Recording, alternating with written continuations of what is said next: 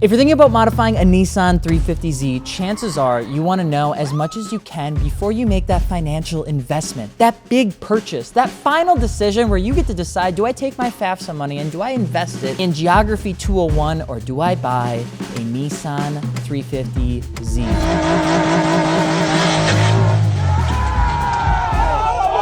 Let me tell you something. Nobody cares where Arkansas is, but everyone's gonna care that you got an enthusiast edition with an angle kit for only $9,000, which by the way, I'm Alex Martini. Welcome to Martini Works. If you're looking to modify your car or your 350Z, do it with your homies over at martiniworks.com. We'd love to help you mod your car the right way with the right parts. We're not a Walmart, we're not a sales team. We're just a couple dudes and gals that are just trying to make sure people have the right parts to modify their car, which is why you and I are sitting down today for 20 minutes to talk about what I would consider the Rockstar lemonade of the aftermarket automotive car selection, the Nissan 350Z. Now you might be wondering, just to start it off, why this car ever came into existence. The 300ZX was a monumental initial success and then slowly started fading away into failure oblivion because it deviated from the original history of what made Nissan so good. The 240Z, the 260Z, and the 280Z, very simple cars. Inline six, rear-wheel drive, manual, nice and short, good weight distribution, and of course, in some options, you got a limited slip differential. The R200 diff that came out of the 280Z was incredible, even for today's day and age. And so when the 300ZX came out, it was awesome. You had a really cool step forward where you thought maybe Nissan was trying to balk up to some like BMW level of performance. It got you a twin turbo, it got you a V6, you got a manual transmission, it weighed an absolute shit ton, but that was okay because it had a good chunk of power. Even the independent suspension was considered to be a pretty good thing. Most people were comparing it to a GTR. The problem is that it was just too much. It deviated from the recipe that makes the 240 to 280Z such an iconic car to snag right now, where I think the 350Z is going to be that car in like 10, 15 years. Mostly because Nissan is gonna run their line for like 15 years until they reintroduce a new car. And that's why I think the 400Z or just the Nissan Z isn't doing as well as it could be. But we're not talking about that. We're talking about the 350Z, which by the way, if you want us to talk about another car, just drop it in the comments below. The 350Z came with a 3.5 liter V6 naturally aspirated rear-wheel drive. It was perfect. It was just analog enough for it to feel like you were actually driving the car, but still digital enough to where when you got into it, you didn't feel like you were hopping into somebody's hoopty, and you still had a radio, air conditioning, heat, and in some cases, you had a nice little Bluetooth connectivity to your phone so you could listen to your favorite Suicide Boys track. This car was a perfect car. Almost perfect car. But there are some things that come into the play when you're looking to buy one that you may be asking yourself, and that's what I'm here to answer. All of this is useless information, by the way. This is only gonna make your parents more disappointed in you when you go visit them for like holidays and they ask you how school's going and you don't really know anything, but you do know the difference between a DE and an HR engine. They're gonna look at you, they're gonna squint, they're gonna wonder what you're doing with your life, and then they're gonna politely ask you to pass the potatoes. 50-50 weight distribution came from the 350Z. It was awesome. Under the hood, you got a VQ35DE or the upgraded 35HR. You get around 280 horsepower. The HR bumped it up to right around 306 horsepower. What's the difference? The year. The newer the model, the more chances you're gonna be looking at the HR engine, whereas with the earlier model of the 350Z, you're looking at the DE engine. 99% of the time, they're gonna be outlining that in the marketplace article. Otherwise, you can just look at it by year, which we'll put right here. Now, the DE versus HR engine debate is something that people argue with all the time. Which one's better? Objectively, the HR is better. There's no way you can swing this one to say the DE is better. But what I can say is that both are fun. The DE, you have some issues on the oil burning side of things. You gotta kind of keep things a little bit more basic, as like leaning into the engine heavier with forced induction or anything like that can sometimes cost you a lot of money. With that being said, you can get something very, very simple. You can throw an AEM intake on it, just like $500. You can get some Mishimoto radiator, maybe an ISR, an NVIDIA exhaust for like $700-800, and you're right as rain. But bigger is not always better with exhaust, and we're gonna talk about the noise issue that comes from the VQ problem.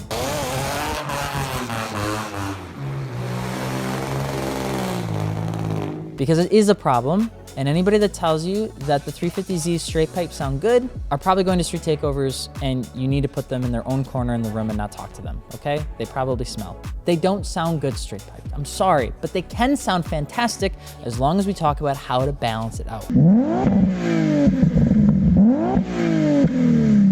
You see, here's the thing, okay? With the DE, specifically with the noise conversation, you're dealing with this resonation issue, this resonating that happens in the exhaust pipe that comes from the firing order, the length of the car, and a whole bunch of different mathematical science things, which Gels has already talked about. But what I can tell you is when you go to modify your exhaust, you're gonna wanna keep in mind that a high flow cat or a resonator is what's gonna really help you balance out the tone of your 350Z. Imagine you got a bunch of just things going up and down, hitting the inside of the exhaust as it comes out the back. That is essentially your exhaust gases. And a resonator, a high flow cap, believe it or not, is gonna help just tone that thing out, and it's gonna help the flow so you're not experiencing so many awkward, just isolated noises coming from the exhaust. At the end of the day, you just get a nice, smoother sound. It may not be as loud, but it will sound better.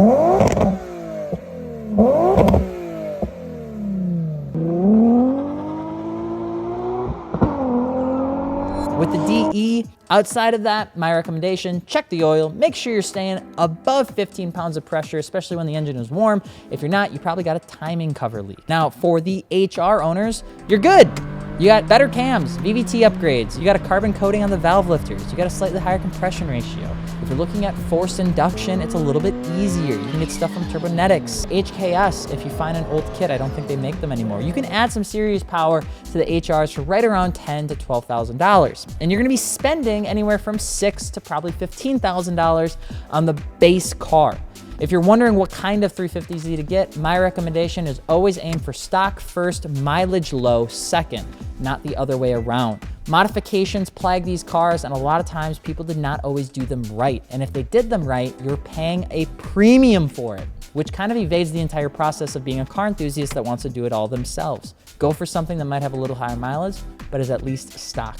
I promise you, it's gonna be the best way to go. Now, the tune zone. If you're looking at tuning stuff, the HR is gonna be probably where you spend a little bit more time, but it can be a financial black hole. Turbocharger kits, things like that, they're right around $10,000. You can do it, the 350Z can handle it.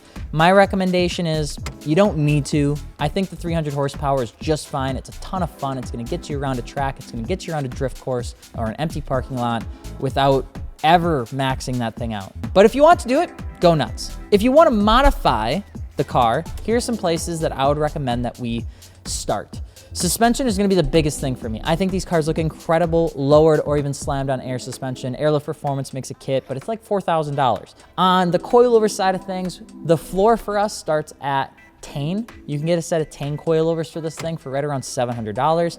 If you wanna go up to what the most common platform is, BC Racing has a BR series for $1195. That's gonna give you damping adjustment, it's gonna give you ride height adjustment, it's gonna give you a nice, good spring rate, it's gonna feel nice and comfortable, but still be tight.